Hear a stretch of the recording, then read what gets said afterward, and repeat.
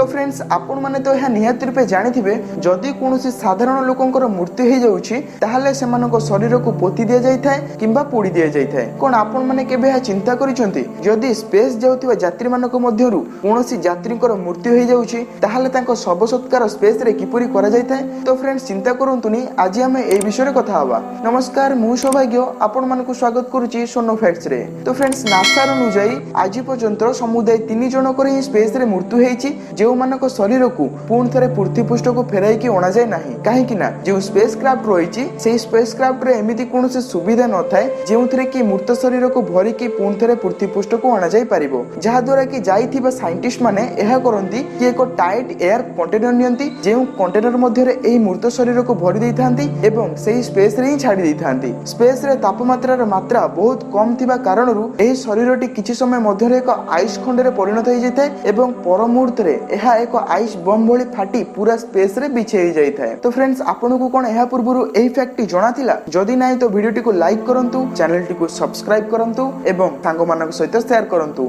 धन्यवाद।